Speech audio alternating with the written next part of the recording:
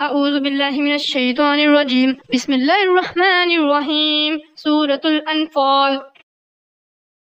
پناہ مانگتا ہوں میں اللہ کی شیطان مردود سے۔ شروع اللہ کا نام لے کر جو بڑا مہربان نہایت رحم والا ہے۔ اے نبی، مجاہد لوگ تم سے غنیمت کے مال کے بارے میں دریافت کرتے ہیں کہ کیا حکم ہے۔ کہہ دو کہ غنیمت اللہ اور اس کے رسول کا مال ہے، تو اللہ سے ڈرو اور آپس میں صلح رکھو، اور اگر ایمان رکھتے ہو تو اللہ اور اس کے رسول کے حکم پر چلو۔ مومن تو وہ ہیں کہ جب اللہ کا ذکر کیا جاتا ہے تو ان کے دل ڈر جاتے ہیں، اور جب انہیں اس کی آیتیں پڑھ کر سنائی جاتی ہیں تو ان کا ایمان اور بڑھ جاتا ہے، اور وہ اپنے پروردگار پر بھروسہ رکھتے ہیں، اور وہ جو نماز قائم کرتے ہیں اور جو مال ہم نے ان کو دیا ہے اس میں سے نیک کاموں میں خرچ کرتے ہیں، یہی سچے مومن ہیں، اور ان کے لیے ان کے پروردگار کے ہاں بڑے بڑے درجے ہیں اور بخشش اور عزت کی روزی ہے۔ ان لوگوں کو اپنے گھروں سے اسی طرح نکلنا چاہیے تھا جس طرح تمہارے پروردگار نے تم کو تدبیر کے ساتھ اپنے گھر سے نکالا، اور اس وقت مومنوں کی ایک جماعت ناخوش تھی۔ وہ لوگ حق بات میں اس کے ظاہر ہونے کے بعد تم سے جھگڑنے لگے، گویا موت کی طرف ہانکے جاتے ہیں اور اسے دیکھ رہے ہیں۔ اور اس وقت کو یاد کرو جب اللہ تم سے وعدہ کرتا تھا کہ ابو سفیان اور ابو جہل کے دو گروہوں میں سے ایک گروہ تمہارے لیے مغلوب ہو جائے گا، اور تم چاہتے تھے کہ جو قافلہ بے شان و شوکت یعنی بے ہتھیار ہے وہ تمہارے ہاتھ آ جائے، اور اللہ چاہتا تھا کہ اپنے فرمان سے حق کو قائم رکھے اور کافروں کی جڑ کاٹ دے، تاکہ سچ کو سچ اور جھوٹ کو جھوٹ کر دے، گو مشرک ناخوش ہی ہوں۔ جب تم لوگ اپنے پروردگار سے فریاد کرتے تھے تو اس نے تمہاری دعا قبول کر لی اور فرمایا کہ تسلی رکھو، ہم 1000 فرشتوں سے جو ایک دوسرے کے پیچھے آتے جائیں گے تمہاری مدد کریں گے۔ اور اس مدد کو اللہ نے محض بشارت بنایا تھا کہ تمہارے دل اس سے اطمینان حاصل کرے، اور مدد تو اللہ ہی کی طرف سے ہے، بے شک اللہ غالب ہے، حکمت والا ہے۔ جب اس نے تمہاری تسکین کے لیے اپنی طرف سے تمہیں نیند کی چادر اڑا دی اور تم پر آسمان سے پانی برسا دیا تاکہ تم کو اس سے نہلا کر پاک کر دے اور شیطانی نجاست کو تم سے دور کر دے، اور اس لیے بھی کہ تمہارے دلوں کو مضبوط کر دے اور اس سے تمہارے پاؤں جمائے رکھے۔ جب تمہارا پروردگار فرشتوں کو ارشاد فرماتا تھا کہ میں تمہارے ساتھ ہوں، تم مومنوں کو تسلی دو کہ ثابت قدم رہیں، میں ابھی کافروں کے دلوں میں روب و ہیبت ڈالے دیتا ہوں، سو ان کی گردنیں اڑا دو اور ان کی پور پور توڑ دو۔ یہ سزا اس لیے دی گئی کہ انہوں نے اللہ اور اس کے رسول کی مخالفت کی، اور جو شخص اللہ اور اس کے رسول کی مخالفت کرتا ہے تو اللہ بھی سخت عذاب دینے والا ہے۔ یہ مزہ تو یہاں چکھو، اور یہ سمجھ لو کہ کافروں کے لیے آخرت میں دوزخ کا عذاب بھی تیار ہے۔ اے اہل ایمان، جب میدان جنگ میں کفار سے تمہارا مقابلہ ہو تو ان سے پیٹھ نہ پھیرنا، اور جو شخص جنگ کے روز اس صورت کے سوا کہ لڑائی کے لیے کنارے کنارے چلے یعنی حکمت عملی سے دشمن کو مارے یا اپنی فوج میں جا ملنا چاہے، ان سے پیٹھ پھیرے گا تو سمجھو کہ وہ اللہ کے غضب میں گرفتار ہو گیا، اور اس کا ٹھکانہ دوزخ ہے، اور وہ بہت ہی بری جگہ ہے۔ بس تم لوگوں نے ان کفار کو قتل نہیں کیا بلکہ اللہ نے انہیں قتل کیا، اور اے نبی، جس وقت تم نے کنکریاں پھینکی تھیں تو وہ تم نے نہیں پھینکی تھی بلکہ اللہ نے پھینکی تھی۔ اس سے غرض یہ تھی کہ مومنوں کو اپنے احسانوں سے اچھی طرح آزما لے، بے شک اللہ سنتا ہے، جانتا ہے۔ ابھی یوں ہی اور کچھ شک نہیں کہ اللہ کافروں کی تدبیر کو کمزور کر دینے والا ہے۔ کافروں، اگر تم فیصلہ چاہتے ہو تو تمہارے پاس فیصلہ آ چکا، اگر تم اپنے افعال سے باز آ جاؤ تو تمہارے حق میں بہتر ہے، اور اگر پھر نافرمانی کرو گے تو ہم بھی پھر تمہیں عذاب کریں گے، اور تمہاری جماعت خواہ کتنی ہی بڑی ہو تمہارے کچھ بھی کام نہ آئے گی، اور اللہ تو مومنوں کے ساتھ ہے۔ اے ایمان والو، اللہ اور اس کے رسول کے حکم پر چلو اور اس سے روگردانی نہ کرو جبکہ تم سنتے بھی ہو، اور ان لوگوں جیسے نہ ہونا جو کہتے ہیں کہ ہم نے سن لیا مگر حقیقت میں نہیں سنتے۔ کچھ شک نہیں کہ اللہ کے نزدیک تمام جانداروں میں بدترین وہ بہرے گونگے لوگ ہیں جو عقل سے کام نہیں لیتے، اور اگر اللہ ان میں خیر کی طلب دیکھتا تو ان کو سننے کی توفیق بخشتا، اور اگر یوں ہی انہیں سنوا دیتا تو وہ منہ پھیر کر بھاگ جاتے۔ مومنوں، اللہ اور اس کے رسول کا حکم قبول کرو، جبکہ رسول تمہیں ایسے کام کے لیے بلاتے ہیں جو تم کو زندگی جاوداں بخشتا ہے، اور جان رکھو کہ اللہ آدمی اور اس کے دل کے درمیان حائل ہو جاتا ہے، اور یہ بھی کہ تم سب اس کے روبرو جمع کیے جاؤ گے۔ اور اس فتنے سے ڈرو جو خصوصیت کے ساتھ انہی لوگوں پر واقع نہ ہوگا جو تم میں گناہگار ہیں، اور جان رکھو کہ اللہ سخت عذاب دینے والا ہے۔ اور اس وقت کو یاد کرو جب تم زمین مکہ میں قلیل اور ضعیف سمجھے جاتے تھے اور ڈرتے رہتے تھے کہ لوگ تمہیں اڑا نہ لے جائیں، یعنی ختم نہ کر دیں، تو اس نے تم کو جگہ دی اور اپنی مدد سے تم کو تقویت بخشی اور پاکیزہ چیزیں کھانے کو دیں تاکہ اس کا شکر کرو۔ اے ایمان والو، نہ تو اللہ اور رسول سے خیانت کرو اور نہ اپنی امانتوں میں خیانت کرو، اور تم ان باتوں کو جانتے ہو، اور جان رکھو کہ تمہارا مال اور اولاد بڑی آزمائش ہے، اور یہ کہ اللہ کے پاس نیکیوں کا بڑا ثواب ہے۔ مومنو، اگر تم اللہ سے ڈرو گے تو وہ تمہارے لیے حق و باطل کا فرق ظاہر کر دے گا اور تمہارے گناہ مٹا دے گا اور تمہیں بخش دے گا، اور اللہ بڑے فضل والا ہے۔ اور اس وقت کو یاد کرو جب کافر لوگ تمہارے بارے میں چال چل رہے تھے کہ تم کو قید کر دیں یا جان سے مار دیں یا وطن سے نکال دیں، تو ادھر تو وہ چال چل رہے تھے اور ادھر اللہ تدبیر کر رہا تھا،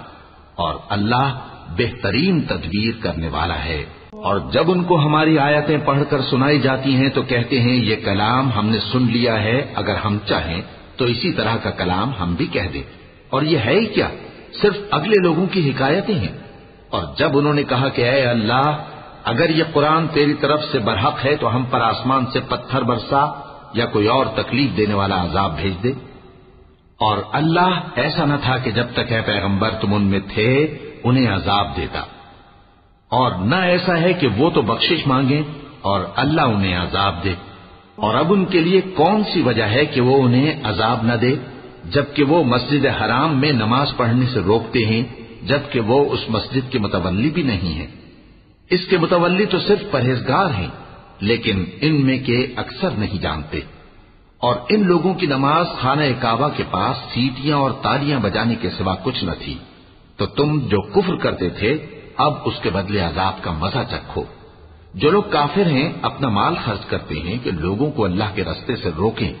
سو ابھی اور خرچ کریں گے، مگر آخر وہ خرچ کرنا ان کے لیے موجب افسوس ہوگا، اور وہ مغلوب ہو جائیں گے، اور کافر لوگ دوزخ کی طرف ہانکے جائیں گے تاکہ اللہ پاک سے ناپاک کو الگ کر دے اور ناپاک کو ایک دوسرے پر رکھ کر ایک ڈھیر بنا دے، پھر اس کو دوزخ میں ڈال دے۔ یہی لوگ خسارہ پانے والے ہیں۔ اے پیغمبر، کفار سے کہہ دو کہ اگر وہ اپنے افعال سے باز آ جائیں تو جو ہو چکا وہ انہیں معاف کر دیا جائے گا، اور اگر پھر وہی حرکات کرنے لگیں گے تو اگلے لوگوں کا جو طریقہ جاری ہو چکا ہے وہی ان کے حق میں بھی برتا جائے گا۔ اور ان لوگوں سے لڑتے رہو یہاں تک کہ فتنہ یعنی کفر کا فساد باقی نہ رہے اور دین سب اللہ ہی کا ہو جائے، اور اگر وہ باز آ جائیں تو اللہ ان کے کاموں کو دیکھ رہا ہے، اور اگر روگردانی کریں تو جان رکھو کہ اللہ تمہارا حمایتی ہے اور وہ خوب حمایتی اور خوب مددگار ہے۔ اور جان رکھو کہ جو مال غنیمت تم کفار سے حاصل کرو اس میں سے 5واں حصہ اللہ کا اور اس کے رسول کا اور اہل قرابت اور یتیموں کا اور محتاجوں کا اور مسافروں کا ہے۔ اگر تم اللہ پر اور اس نصرت پر ایمان رکھتے ہو جو حق و باطل میں فرق کرنے کے دن یعنی جنگ بدر میں جس دن دونوں فوجوں میں مٹ بھیڑ ہو گئی تھی ہم نے اپنے محبوب بندے محمد صلی اللہ علیہ وآلہ وسلم پر نازل فرمائی، اور اللہ ہر چیز پر قادر ہے۔ جس وقت تم مدینے سے قریب کے ناکے پر تھے اور کافر دور کے ناکے پر، اور قافلہ تم سے نیچے اتر گیا تھا، اور اگر تم جنگ کے لیے آپس میں قرارداد کر لیتے تو وقت معین پر جمع ہونے میں تقدیم و تاخیر ہو جاتی، لیکن اللہ کو منظور تھا کہ جو کام ہو کر رہنے والا تھا اسے کر ہی ڈالے، تاکہ جو مرے بصیرت پر یعنی یقین جان کر مرے، اور جو جیتا رہے وہ بھی بصیرت پر یعنی حق پہچان کر جیتا رہے۔ اور کچھ شک نہیں کہ اللہ سنتا ہے، جانتا ہے۔ اس وقت اللہ نے تمہیں خواب میں کافروں کو تھوڑی تعداد میں دکھایا تھا، اور اگر بہت کر کے دکھاتا تو تم لوگ جی چھوڑ دیتے اور جو کام درپیش تھا اس میں جھگڑنے لگتے، لیکن اللہ نے تمہیں اس سے بچا لیا، بے شک وہ سینوں کی باتوں تک سے واقف ہے۔ اور اس وقت جب تم ایک دوسرے کے مقابل ہوئے تو کافروں کو تمہاری نظروں میں تھوڑا کر کے دکھاتا تھا اور تم کو ان کی نگاہوں میں تھوڑا کر کے دکھاتا تھا تاکہ اللہ کو جو کام کرنا منظور تھا اسے کر ڈالے، اور سب کاموں کا رجوع اللہ ہی کی طرف ہے۔ مومنو، جب کفار کی کسی جماعت سے تمہارا مقابلہ ہو تو ثابت قدم رہو اور اللہ کو بہت بہت یاد کرو تاکہ مراد حاصل کر لو، اور اللہ اور اس کے رسول کے حکم پر چلو، اور آپس میں جھگڑا نہ کرنا کہ ایسا کرو گے تو تم بزدل ہو جاؤ گے اور تمہاری ہوا اکھڑ جائے گی، اور صبر سے کام لو کہ اللہ صبر کرنے والوں کا مددگار ہے۔ اور ان لوگوں جیسے نہ ہونا جو اتراتے ہوئے یعنی حق کا مقابلہ کرنے کے لیے اور لوگوں کو دکھانے کے لیے گھروں سے نکل آئے اور لوگوں کو اللہ کی راہ سے روکتے ہیں، اور جو اعمال یہ کرتے ہیں اللہ ان کا احاطہ کیے ہوئے ہے۔ اور جب شیطان نے ان کے اعمال ان کو آراستہ کر دکھائے اور کہا کہ آج کے دن لوگوں میں سے کوئی تم پر غالب نہ ہوگا اور میں تمہارا رفیق ہوں، لیکن جب دونوں فوجیں ایک دوسرے کے مقابل صف آرا ہوئیں تو پسپا ہو کر چل دیا اور کہنے لگا کہ مجھے تم سے کوئی واسطہ نہیں، میں تو ایسی چیزیں دیکھ رہا ہوں جو تم نہیں دیکھ سکتے، مجھے تو اللہ سے ڈر لگتا ہے اور اللہ سخت عذاب کرنے والا ہے۔ اس وقت منافق اور کافر جن کے دلوں میں بیماری تھی کہتے تھے کہ ان لوگوں کو ان کے دین نے مغرور کر رکھا ہے، اور جو شخص اللہ پر بھروسہ رکھتا ہے تو اللہ غالب ہے، حکمت والا ہے۔ اور کاش تم اس وقت کی کیفیت دیکھو جب فرشتے کافروں کی جانیں نکالتے ہیں کہ ان کے چہروں اور پیٹھوں پر مارتے جاتے ہیں اور کہتے ہیں اب آگ کے عذاب کا مزہ چکھو، یہ ان اعمال کی سزا ہے جو تمہارے ہاتھوں نے آگے بھیجی ہیں۔ اور یہ جان رکھو کہ اللہ بندوں پر ظلم نہیں کرتا، جیسا حال فرعونیوں اور ان سے پہلے لوگوں کا ہوا تھا ویسا ہی ان کا ہوا کہ انہوں نے اللہ کی آیتوں سے کفر کیا تو اللہ نے ان کے گناہوں کی سزا میں ان کو پکڑ لیا۔ بے شک اللہ زبردست ہے، سخت عذاب دینے والا ہے۔ یہ اس لیے کہ جو نعمت اللہ کسی قوم کو دیا کرتا ہے جب تک وہ خود اپنے دلوں کی حالت نہ بدل ڈالیں اللہ اسے نہیں بدلا کرتا، اور اس لیے کہ اللہ سنتا جانتا ہے۔ جیسا حال فرعونیوں اور ان سے پہلے لوگوں کا ہوا تھا ویسا ہی ان کا ہوا۔ انہوں نے اپنے پروردگار کی آیتوں کو جھٹلایا تو ہم نے ان کو ان کے گناہوں کے سبب ہلاک کر ڈالا اور فرعونیوں کو ڈبو دیا، اور وہ سب ظالم تھے۔ جانداروں میں سب سے بدتر اللہ کے نزدیک وہ لوگ ہیں جو کافر ہیں، سو وہ ایمان نہیں لاتے۔ جن لوگوں سے تم نے صلح کا عہد کیا ہے پھر وہ ہر بار اپنے عہد کو توڑ ڈالتے ہیں اور اللہ سے نہیں ڈرتے، اگر تم ان کو لڑائی میں پاؤ تو انہیں ایسی سزا دو کہ جو لوگ ان کے پس پشت ہوں وہ ان کو دیکھ کر بھاگ جائیں، عجب نہیں کہ ان کو اس سے عبرت ہو۔ اور اگر تم کو کسی قوم سے دغابازی کا خوف ہو تو ان کا عہد انہی کی طرف پھینک دو کہ اس طرح تم سب برابر ہو جاؤ۔ کچھ شک نہیں کہ اللہ دغابازوں کو دوست نہیں رکھتا، اور کافر یہ خیال ہرگز نہ کریں کہ وہ آگے نکل گئے ہیں، وہ ہمیں عاجز نہیں کر سکتے۔ اور جہاں تک ہو سکے فوج کی جمعیت کے زور سے اور گھوڑوں کے تیار رکھنے سے ان کے مقابلے کے لیے مستعد رہو کہ اس سے اللہ کے دشمنوں اور تمہارے دشمنوں اور ان کے سوا اور لوگوں پر جن کو تم نہیں جانتے اور اللہ جانتا ہے ہیبت بیٹھی رہے گی، اور تم جو کچھ اللہ کی راہ میں خرچ کرو گے اس کا ثواب تم کو پورا پورا دیا جائے گا اور تمہارا ذرا نقصان نہ کیا جائے گا۔ اگر یہ لوگ صلح کی طرف مائل ہوں تو تم بھی اس کی طرف مائل ہو جاؤ، اور اللہ پر بھروسہ رکھو، کچھ شک نہیں کہ وہ سب کچھ سنتا ہے جانتا ہے۔ اور اگر یہ چاہیں کہ تم کو فریب دیں تو اللہ تمہیں کفایت کرے گا، وہی تو ہے جس نے تم کو اپنی مدد سے اور مسلمانوں کی جمعیت سے تقویت بخشی اور ان کے دلوں میں الفت پیدا کر دی، اور اگر تم دنیا بھر کی دولت خرچ کرتے تب بھی ان کے دلوں میں الفت پیدا نہ کر سکتے، مگر اللہ ہی نے ان میں الفت ڈال دی، بے شک وہ زبردست ہے، حکمت والا ہے۔ اے نبی، اللہ تم کو اور مومنوں کو جو تمہارے پیرو ہیں کافی ہے۔ اے نبی، مسلمانوں کو جہاد کی ترغیب دو، اگر تم میں 20 آدمی ثابت قدم رہنے والے ہوں گے تو 200 کافروں پر غالب رہیں گے، اور اگر 100 ایسے ہوں گے تو 1000 پر غالب رہیں گے، اس لیے کہ کافر ایسے لوگ ہیں کہ کچھ بھی سمجھ نہیں رکھتے۔ اب اللہ نے تم پر سے بوجھ ہلکا کر دیا اور معلوم کر لیا کہ ابھی تم میں کسی قدر کمزوری ہے، پس اگر تم میں 100 ثابت قدم رہنے والے ہوں گے تو وہ 200 پر غالب رہیں گے، اور اگر 1000 ہوں گے تو اللہ کے حکم سے 2000 پر غالب رہیں گے، اور اللہ ثابت قدم رہنے والوں کا مددگار ہے۔ پیغمبر کو شایع نہیں کہ اس کے قبضے میں قیدی رہیں جب تک کافروں کو قتل کر کے زمین میں کثرت سے خون نہ بہا دے۔ تم لوگ دنیا کے مال کے طالب ہو اور اللہ آخرت کی بھلائی چاہتا ہے، اور اللہ غالب ہے، حکمت والا ہے۔